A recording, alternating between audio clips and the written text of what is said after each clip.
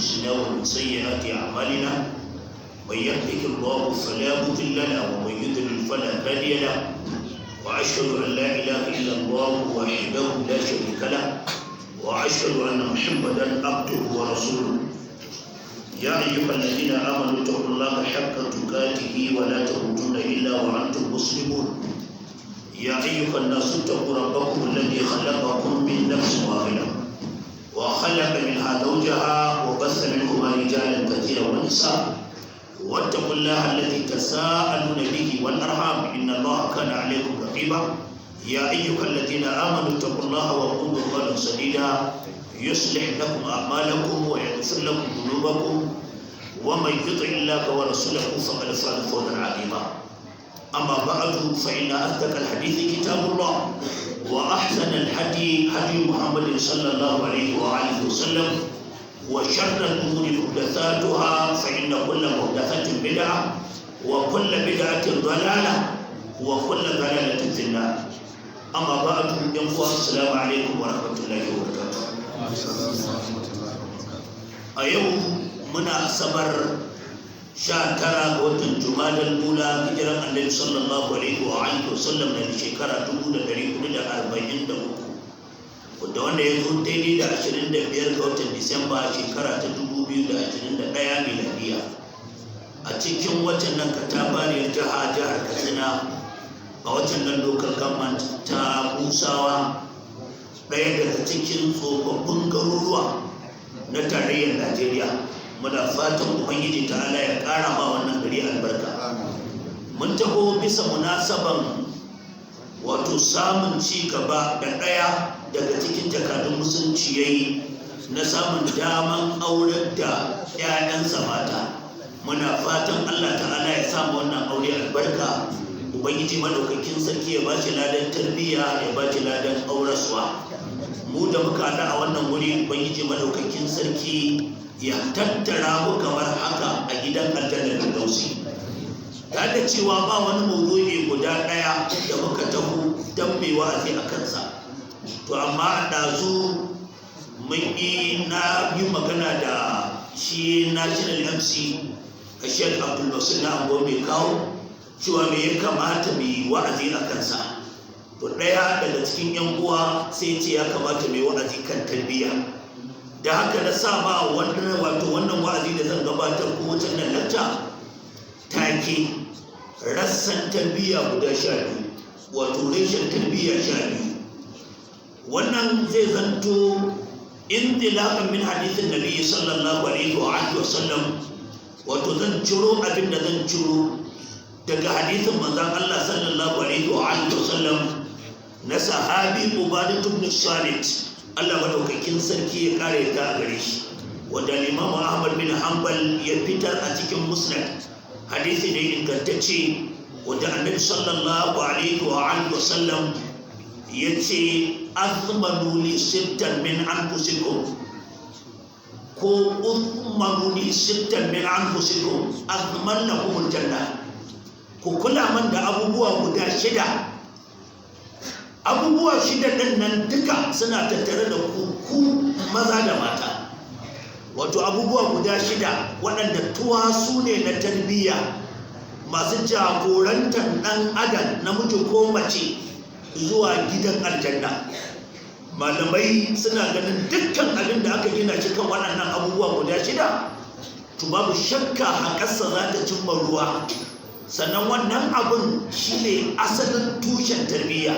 Kula da abubuwa guda 6, ka kula da waɗannan abubuwa guda 6, ka tabbatar da cewa yaranka kan haka suka taso, matanka kan haka suke, ƙannanka da dukkan wanda Ubangiji ta'ala ya ɗora ma nauyin kula da su.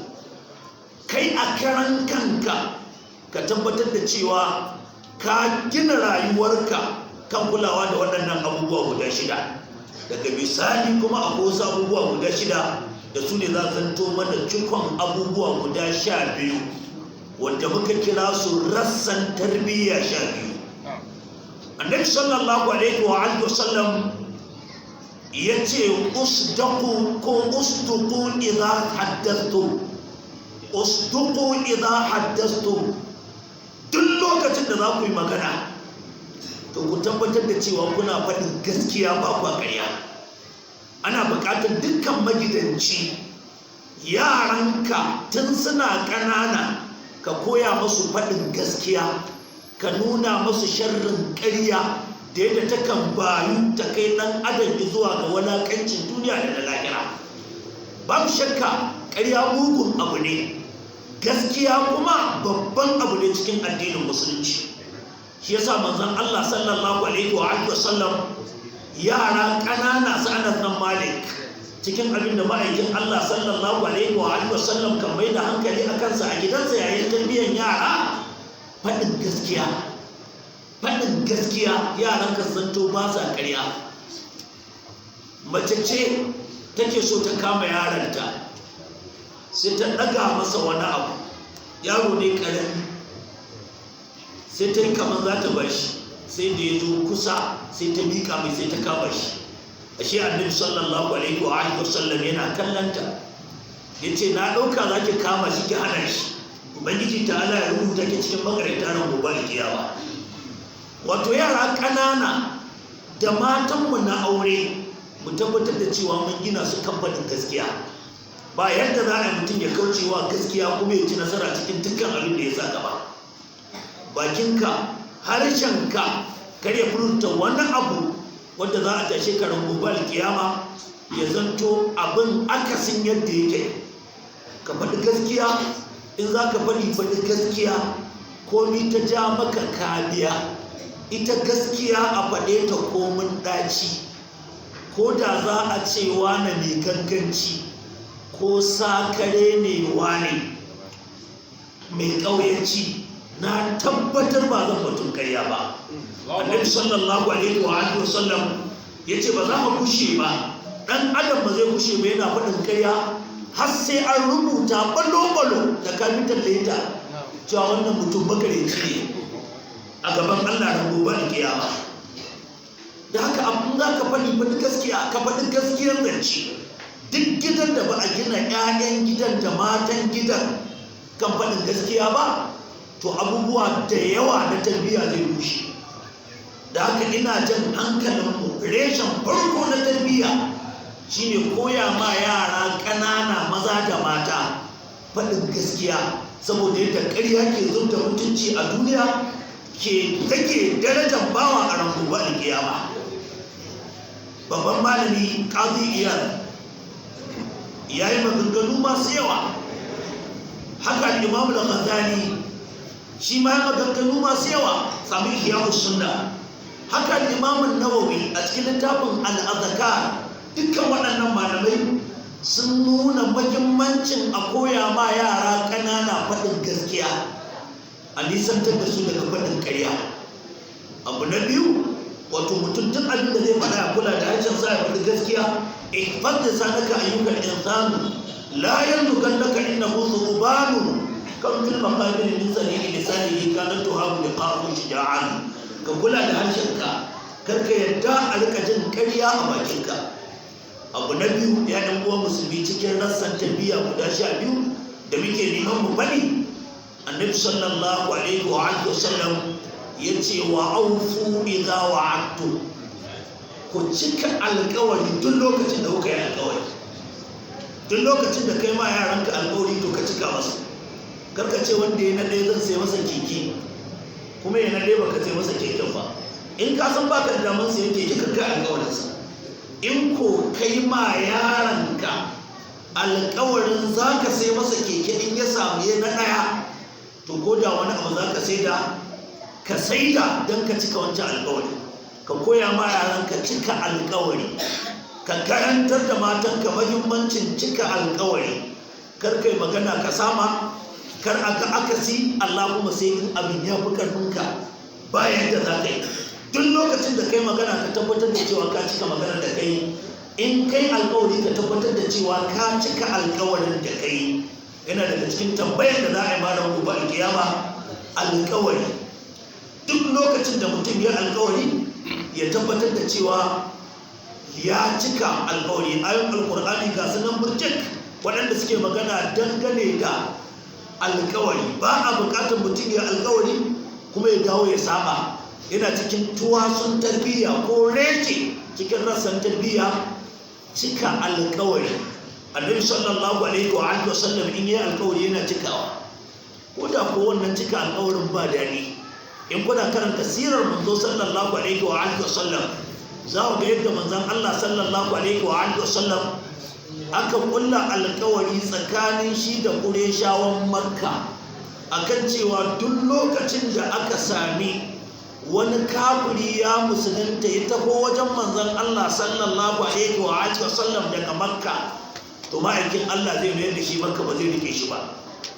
In kuma aka samu wani musulmi ya kamfen ya koma kafirci, su kuma za su rike shi.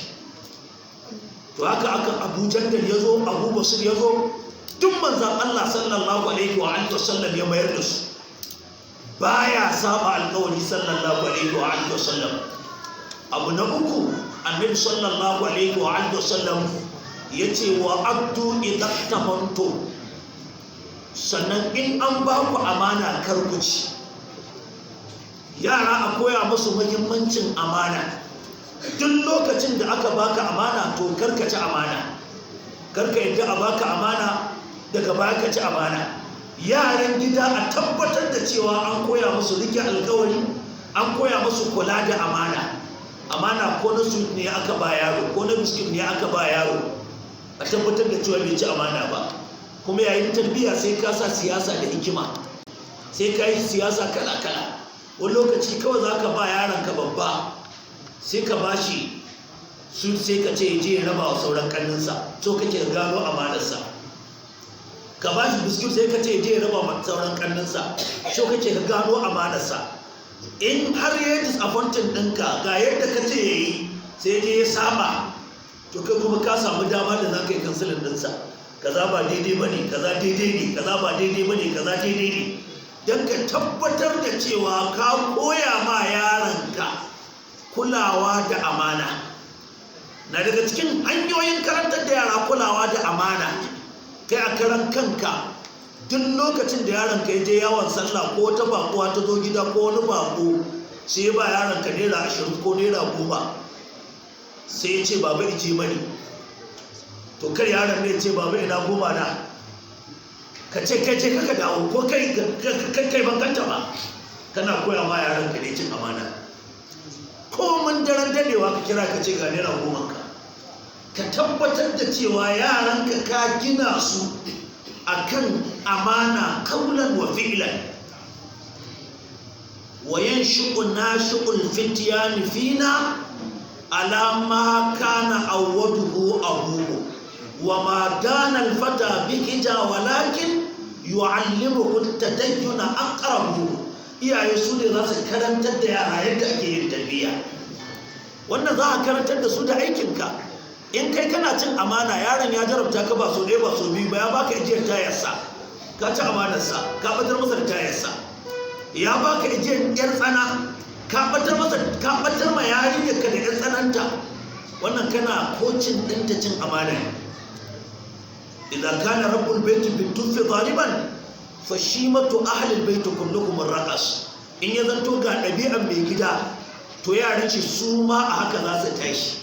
Irin yadda kake kama ya kunul murabbi ya kunul murabba, kamar da malaman tarbiyya ke faɗi. Irin yadda shi wanda zai yi tarbiyya yake, to shi kenan su ma waɗanda kake tarbiyya su ma za a wayi gari su zanto kamar haka. Da haka ka karantar da yara da ayyukanka, ka karantar da yara da aikinka kai a karan kanka. Amana aba ce mai mahimmancin gaske. Ana ramma Allah ta'ala ce inna Allah ya'murukum an tu'addu al-amanati ila ahliha. Inna Allah ya'murukum an tu'addu al-amanati ila ahliha wa idha hakamtum bayna an-nasi an tahkumu bil 'adl. Inna Allah ni'ma ya'idukum bihi. Inna Allah kana sami'an basira. Ubangiji ta'ala ce inna Allah ya'murukum an tu'addu al-amanati ila ahliha. lalle ubangiji ta'ala yana umurtan ku mayar da amanoni zuwa ga masu ita. Duk wanda ya baka amana ka tabbatar da cewa ka mayar da kayan amana zuwa ga wanda ya baka ita. Amana ko ta magana ce karka yadda ka ci. In wani ya faɗa maka wata magana sai ce amma amana, to kar a wayi gari ka je ka faɗa wa wani ka ce zan faɗa maka wata magana amma amana, karka taɓa yadda kai haka. An gane ko? In wani ya faɗa maka magana ce to amana, karka ci amanarsa ka je ka faɗa ba wani.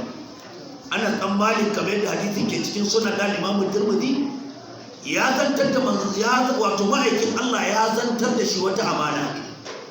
Mahaifiyarsa ce ta tambaye shi ta ce me manzon Allah sallallahu alaihi wa alihi wasallam ya faɗa maka? Yaron nan sai ya ce huwa sirru rasulullahi sallallahu alaihi wa alihi wasallam, yana yaro karami. Mahaifiyarsa Rumaisa ko kace Gumaisa ta tambaye shi ya faɗa mata amanar magana da manzon Allah sallallahu alaihi wa alihi wasallam ya faɗa masa. Yace wallahi amanar annabi. Ta ce ka kulawa manzon Allah sallallahu alaihi wa alihi wasallam da amanarsa. Amana ko ta magana ce karkaci. Ina tuna malam Aminu Kano, Allah madaukakin sarki ya gafarta masa, a cikin littafinsa, littafin Kaifa Bazakata, malam Aminu Kano ya ce an taɓa samun wani mutum yana so ya gwada ƙarfin amanar matarsa. Wannan mutum sai ya kira matarsa sai ce ina so in faɗa miki wata magana amma amana ce, karki faɗa wa kowa, karki faɗa wa kowa, amanar Allah ce, karki ci amana. Matar nan ta ce to, sai ya ce to ki jira gari ya waye. Da gari ya waye sai ya kira ta, ta ce wance kin ga na fara saka kwai. Ta ce kwai ko mai gida ce kwai nake sakawa. Sai kama hannunta ya kai ta ɗake shi can bedroom ɗinsa, ta ga shi ya gyara wuri inda yake kwanci, har ga akwai kwara ɗaya da jini irin sabon sakawa da ta ce to kin ga wanda na saka yau, ko ma zan saka wani. Da gari ya waye ya ƙara samu wani sabon kwai inda mutum ya ƙara ijewa. Amarya ta leko ta ga kwai ya zama biyu, gobe ta leko ta kwai ya zama uku, jibi ta ji ana kakari ana numfashi da kyau za a saka kwai. Bayan ya gama wannan numfarfashi ya miƙe ta leko ta kwai ya zama hudu. Daga ranar kam sai ta ɗauke hijab sai ta fita, tana zuwa sai gidan yarta. Mala Aminu Kano ya ce ta cewa yarta, ke baki ji ba wallahi in faɗa muku ta magana amana ce. Ya ce amana, to menene ya yi amana ce? Aikwai yake sakawa, amma ba amana ce. Ka baka ita ba wannan mata ta ƙara ni ta faɗa ko ta amana, ka baka wacce ta faɗa ma wata amana, ka baka dukkan ya ɗauka cewa wani na gidan ka za a yake sakawa. Sai aka tafi gidan sarki aka je aka faɗa wa mai gari cewa to kaji ai wani yana saka kwai yake sakawa. Ya ce wani kwai kamar da kuri tuminar jini a ji a gari. Nan da nan sai aka kira shi, yana zuwa sai aka shiga tuhumarsa yana saka kwai cikin mutane. Shine sai ya warware wa sarkin gari sirrinsa, so yake ya ba matarsa amanar zance, amma yana gudun karta tona, karta fasa, karta yaɗa sirrinsa, wanda ya sa ya biyo mata ta haka. Sai aka fahimce shi. To raka zanto kamar wannan mata na mutumin da ke sa kwai, ba zaɓi littafin Kaifa Bazakata ta malam Aminu Kano. Duk lokacin da aka baka amana ko ta magana ce, karka yadda ka ci. Inna Allaha ya'murukum an tu'addul amanati ila ahliha. Ubangiji ta'ala yana umurtan ku mayar da amanoni zuwa ga ma'abotanta. Amana ta dukiya ce, amana ta kadara ce, amana ta wani abu ne, duk abin da yake amana ce. Ko da ko bashi mutum ya baka, ka tabbatar da cewa ka komar da kayan amana gare shi, kuma koya ma yaranka wannan ɗabi'a.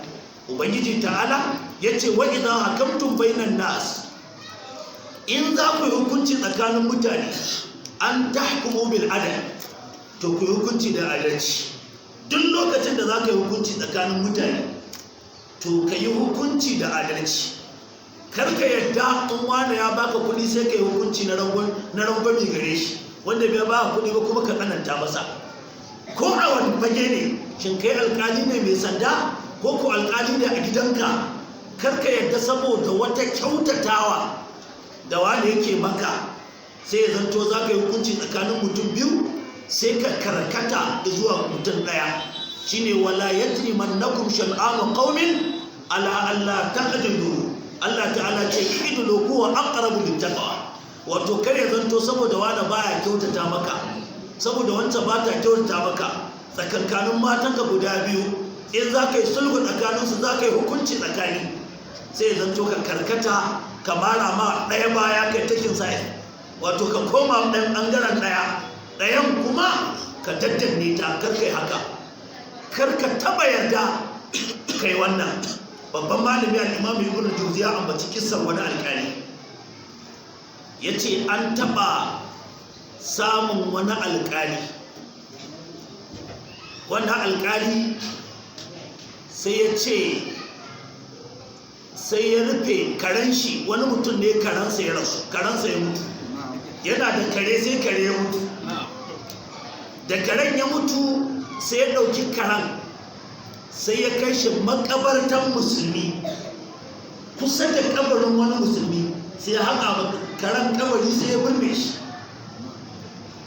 Sai a kawo wannan mutum gaban alƙali a kotu, aka ce to ga wannan mutum ya ɗauki mushen kare ya je ya birne a makabartan musulmi. Sai alƙali ya ce kai ya za ka birne kare da yake najasa a makabartan musulmi, ka kai wa musulmi najasa a makabartansu? Sai ce ranka ya dade, karen ne wasiya in ya mutu in birne shi a makabartan musulmi, shi yasa na zartar da wasiyar shi. Ya ce karen ne yaman wasiya cewa in haka. Sai alƙali ya ce karen ne ya maka wasiya tare da kotu, a wuce da shi kana, ma'ana a je da shi gidan kurkuku. Sai ce ranka ne akwai sauran magana. Karen nan ya yi wasiya ya ce alƙalin wannan garin in ba shi dinare 1,000. In ji karen nan ya bar wasiya, in ba shi dinare 1,000 bayan ne mai sallah na rufe shi a makabartar musulmi, to kuma in ba alƙalin garin nan dinare 1,000. Ya ce karen ya yi wasiya ka ba ni dinare 1,000. Ya ce kware kuwa, kare ya bar wannan wasiya. Sai ce kai wannan kare ko mai hankali ne, kare ne yana da hankali. Sai jama'a nan da nan suka taso. Ya ce kai ku tsaya, ba ku san cikin karnuka akwai zurriyar karen ashabul kahfi ba? Wannan yana cikin cikokin ragowar karen ashabul kahfi. Nan da alƙali sai ya juya shari'a kuma aka ce to yanzu kai an fasa kai kotu ba gare da kotu ba. To karka yadda al-Imam Ibn Jawzi ya kawo wata nan kisa, ku samu littafin Dhammul Hawa. Karka taba yarda ka zanto wato kamar alƙalin da aka ce kare ya mashi wasiyar dinare 10 nan da nan kuma ya canza hukunci.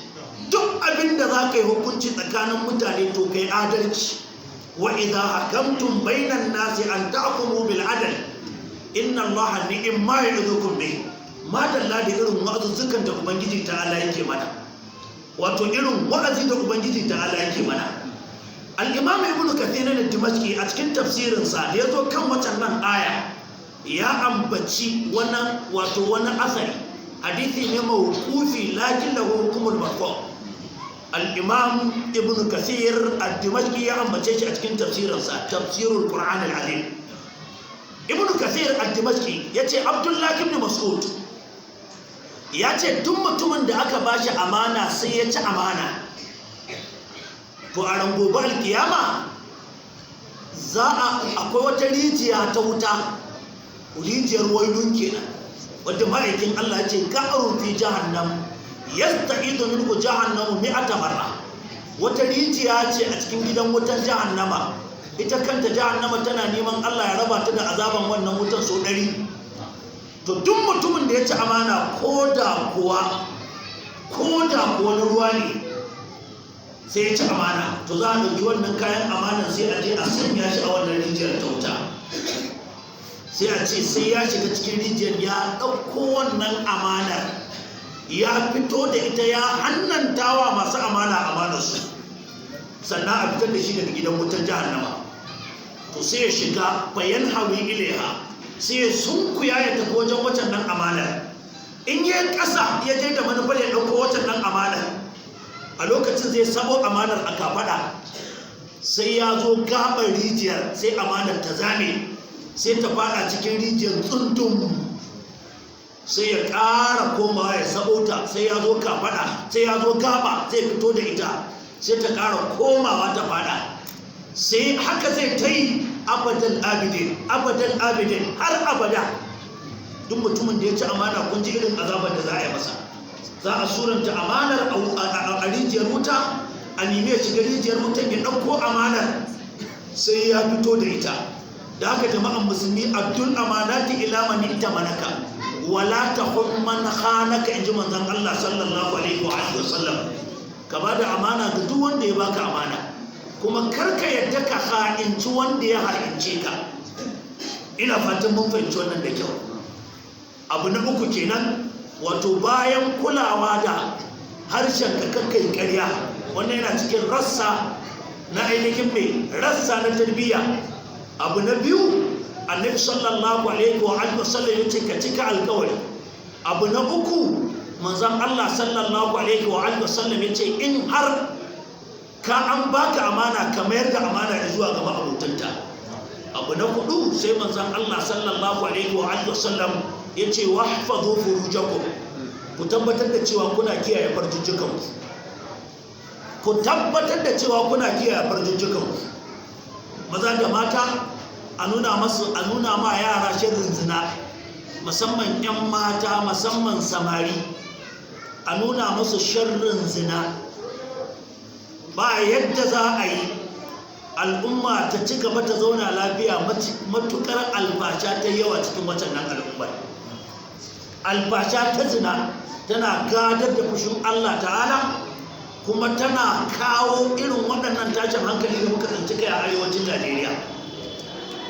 Da haka lallai na da muhimmanci kwarai a karantar da yaran musulmi sharrin zina, a nuna masu sharrin zina. Kar a rika samu a garuruwan musulmi macen da ba ta da miji budurwa ke ciki, sana a kunsa cikin aje a zubta. Inna lillahi wa inna ilaihi raji'un. Ga ciki an samu, musamman ya kai matakin a hura masa rai, a wani lokaci har a samu wacce aka je zubta mata da ciki, wajen zubar mata da ciki kuma ta mutu. Ka kalli wannan zulmatun ba'dha fawqa ba'd. Ga ta yi cikin shege, yin zinan da ta wajen cikin shege barna ne, laifi ne. Abu na biyu, ta yi kisan rai, don ga yaro har an hura masa rai kuma an gano cewa cikin shege ne, ana kokarin a zubar da shi. Wannan kisan kai, duk yaron da ya kai ga an hura masa rai, an kammala halittarsa, ko da cikin shege ne, haramun ne a ce za a zubar da shi. Wannan ita ce fatawan lajnatul da'ima lil ifta, ita ce fatuwar majmu'ul fiqh al-islami. Karanta fiqhun nawazil. Haramun ne zubda ciki bayan an riga an hura ma wannan yaro rai, an ta'addanci yara. Ashad Muhammad Nasiruddin wa sunna Muhammad Nasiruddin Albani yace kai in aka riga aka samu cikin kai haramun ne a zubar da shi, ko da yau ne aka samu wannan cikin. In ba akwai wani bincike na wani likita ƙwararre musulmi mai imani da aka yarda da amanarsa cikin addini akan cewa wannan yaro zai cutar da mahaifiyar ko shi a karan kansa zai cutu, in ba haka ba haramun ne a zubar da shi. To haka laifi na biyu, ta zubar da ciki. Laifi na uku, ga ta zo wajen zub da cikin ta mutu, yubu asun nasu alama matu alai, sai an karantar da mutane sharrin zina da fitinarta. Duk mutumin da yake zina, jama'an musulmi, hadisi na cikin kitabun ta'bir, babu ta'birur ru'ya ba'da salatu subhi. Manzon Allah sallallahu alaihi wa alihi wasallam yace wallahi mazinata maza da mata za a dora su akan wani abu kaman tanda, kattannur, ga wuta a kasarsa, da mazinaci namiji da mazinaciya mace sai a tube su tumbar yadda suka tube suka yi zina, to haka za a tube su tsirara sai a dora su kan wannan abin kaman tanda, ana azabtar da su azabar da za a musu a kabarin su kenan. Samari a kiyaye, a nisanci zina, 'yan mata a nisanci zina, iyayen samari da iyayen 'yan mata mu sani cewa wajibinmu ne mu tabbatar da cewa mun tarbiyyanci yaranmu wajen kyamar zina. Ubangiji ta'ala in lokacin da ya haramta wani abu to zai kawo makwafinsa a halal. Ba a yadda da zina ba, amma an yadda da aure. Yaronka ya girma ya balaga, to ka lallaba walboro da gaggautawa kai maza ka shigar da shi da kashi. Wala wani yaro ya bada mamaki, yaro ne ya girma ka yana son aure sai baban shi bai yadda ba. Yaron nan kawai rubuto dogon wasiƙa, baban shi kawai ya ce bai yadda ba, sai yaron ya samu aiki, sai ya gama karatu, sai ya gama wane ne, sai kuma aka yi sa'a baban shi kuma zai ƙara. Wannan ya sa yaron ya rubuta baban dogon leta, ya maganganu na rashin kunya a ciki, ma'ana maganganu na cewa yaron nan fa ya baba kai kana da ƙwara ɗaya da kake rage zai, ya ce ko ni ba da ƙwara ɗaya kuma ta halin da kake ci ina ci. Ya ma nuna masa cewa shi ya kamata a ce ya fi baban karfin sha'awa. Hankalin baban nan ya tashi, kuma ya aika da takardar ta hannun kaninsa, hannu da hannu ya ba kanin baban, ya ce ta yi ba baban shi zauna sai nazarinta. An taba samun wata yarinya da ta isa aure, aka ce sai ta gama sakandare.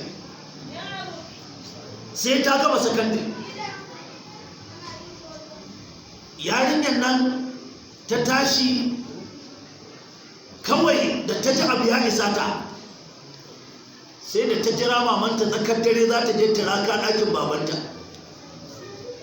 sai ta fito kawai ta tara ƙofa ta ce wallahi sai na gama makaranta ki ƙara shiga tiraka.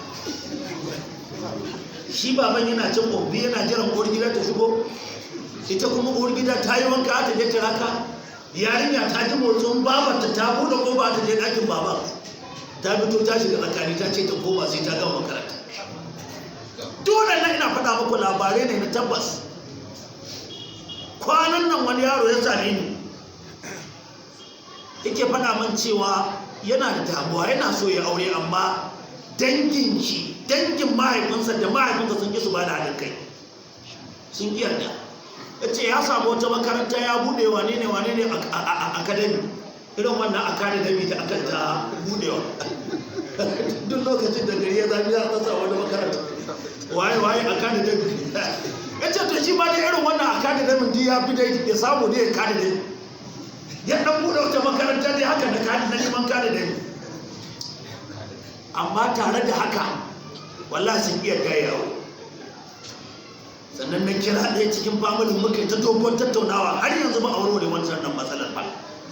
Wannan kuma yana hawar da zina cikin al'umma.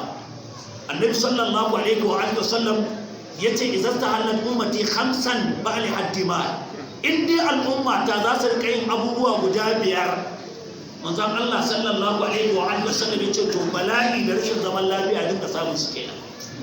Cikin waɗannan abubuwa akwai zinace-zinacen nan, da haka lallai tushe ne ko reshe ne cikin rassan tarbiyya a tabbatar da cewa zinace-zinace ba sa yawo cikin al'umma, zinace-zinace ba sa yawa cikin mutanenmu. Na ga rubutu na wani profesa a university mu na kasu, ina Kaduna State University ne, ba ABU ba.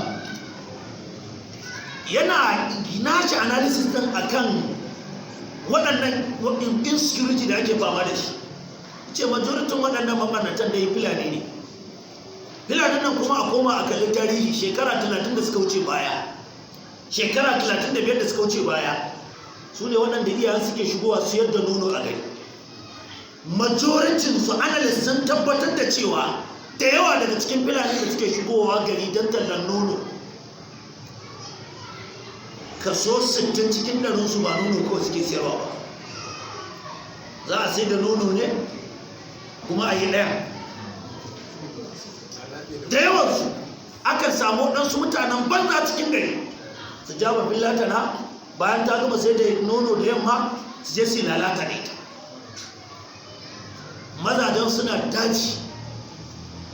daji da haka sai ta zo ta ɗoro cikin shege sai ta zama mai da shi daji a riga bayan da zai ya ragon suna ya komi amma ba cikin shi bane.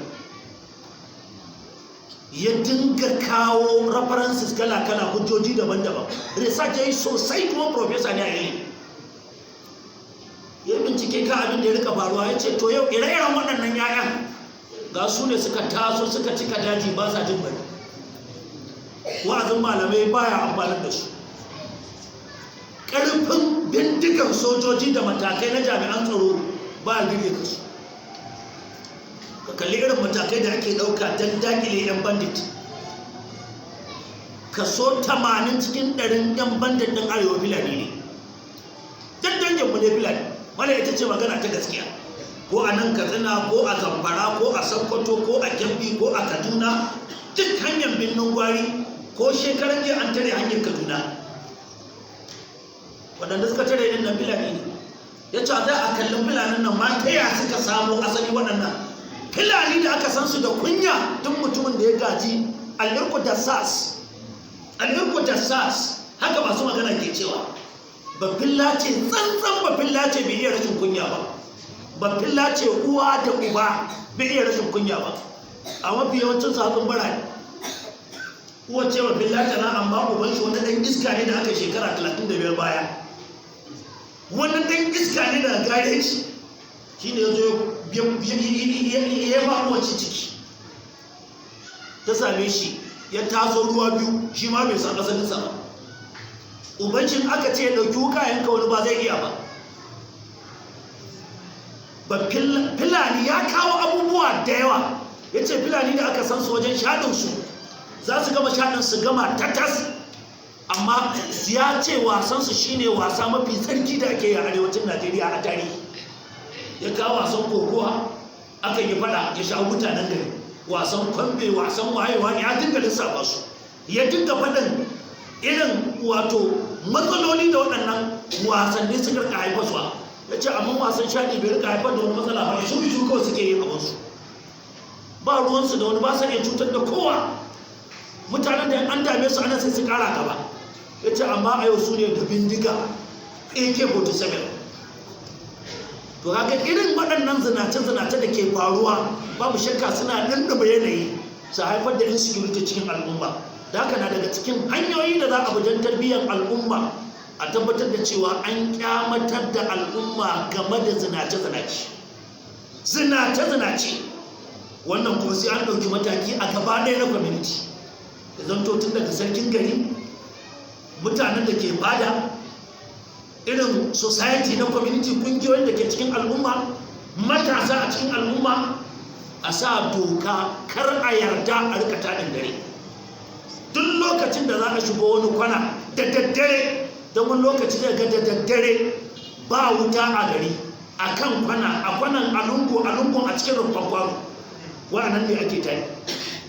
Wani a zaure a da yake tani da yarinya ko da daddare ba wuta, daga shi sai ita, sai su ta batsa, bayan batsa ya matsa ya taɓe ta taɓe shi, dukkansu baligai, don mai zina ba zai faru ba.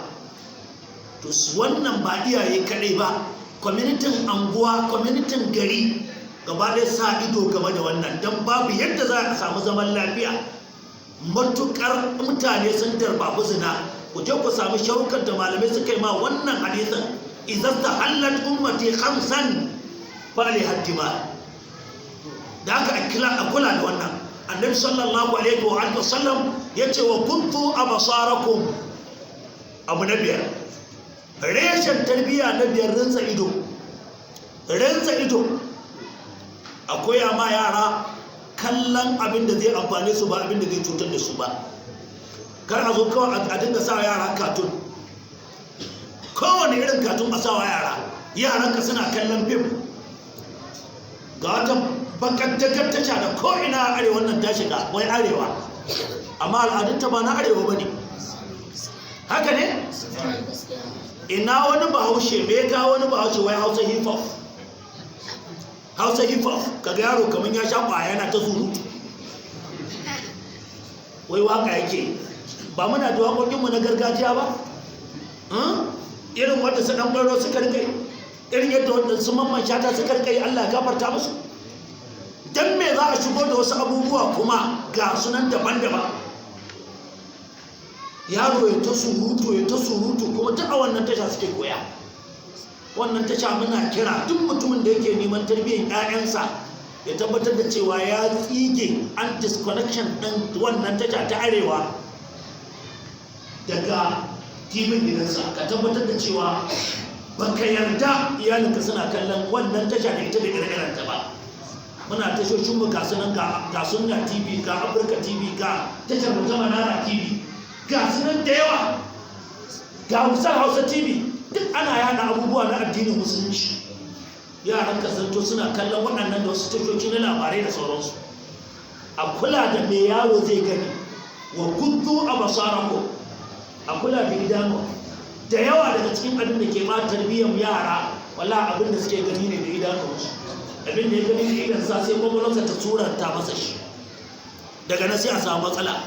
Abu na shida, annabi sallallahu alaihi wa sallam ya ce wa kufu aydiyakum, sannan ku tabbatar da cewa kun kame hannayenku.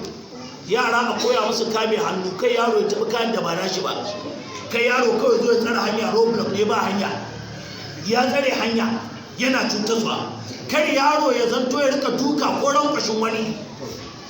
Abu na 7 cikin rassan tarbiyya a gurguje ga malam ya tsaya, zan ambace shi ne daga wato maganar Umar dan Khattab, Allah madaukakin sarki ya kare ta a gare shi. Umar ibn Khattab radiyallahu anhu yace sharrun nisa'i sittun, mafi sharrin mata wasu mata ne guda 6. Annabi sallallahu alaihi wa wato Umar dan Khattab yace al-hannana wal annana wal shaddaqa wal barraqa wal haddaqa. Sharrun nisa'i sittun, mafi sharrin mata sune guda 6. Na daya al-hannana. Malamai in kana karanta sharhin wannan maganar za a ga malamai sun ambace ta daga Umar dan Khattab, daga malamai daban-daban. Al-hannana wato ita ce matar da ko da lokaci kawai kanta da danginta ta sani, ba ruwanta da mijinta, ba ruwanta da dangin mijinta. Ita me za ta samu, me babanta da babanta da danginta za su samu, ba ta gidan miji take ba. Malamai suka ce duk yara musamman mata a koya masu san ma kai, wato san ma ɗan uwansu irin abin da suke so wa kansu. Wannan yana daga cikin tarbiyya, a karantar da yaro, a karantar da yarinya irin taimakon wasu. Kar a koya ma yaro babake dai da haɗama, kansa kawai ya sani. Alhannanu wal hannana. Sannan annana ita ce kathiratul anin.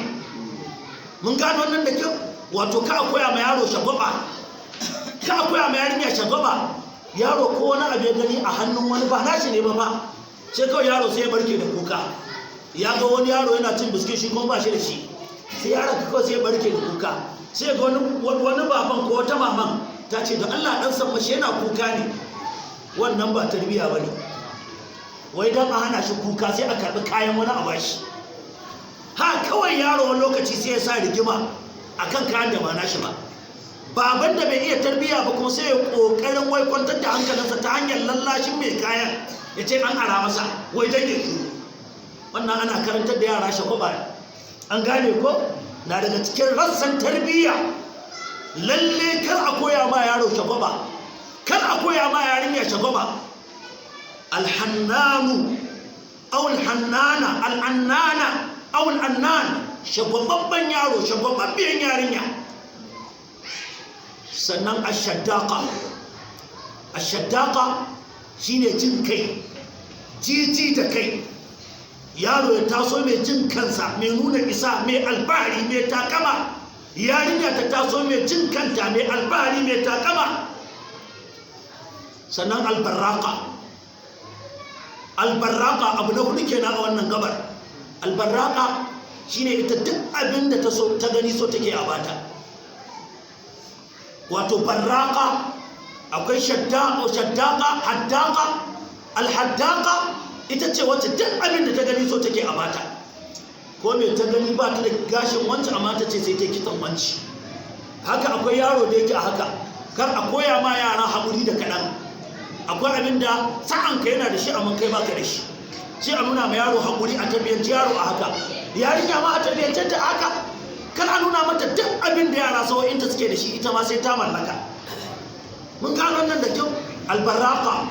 Albarraq shine namijin da wato na ƙarshe kenan ko. Albarraq ko albarraqa shine wanda ko da lokaci shi abin da yake nema kawai kyale da kasala. Wajen aiki rabo ne shi, ba ya son aiki. Duk abin da aka ɗora shi a kai ne sai an gaba daidai ba. Bai da jajircewa wajen aiki. A koya ma yara jarinta, a koya ma yara dauriya, a nuna masu jajircewa kan wani abu da suka sa gaba mai kyakkyawan manufa.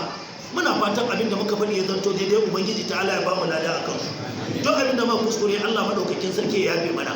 Wannan aure Allah ta'ala ya sanya masu albarka. Fa subhanaka allahumma wa bihamdika ashhadu an la ilaha illa anta astaghfiruka wa atubu ilayk. Wassalamu alaikum wa rahmatullahi wa barakatuh.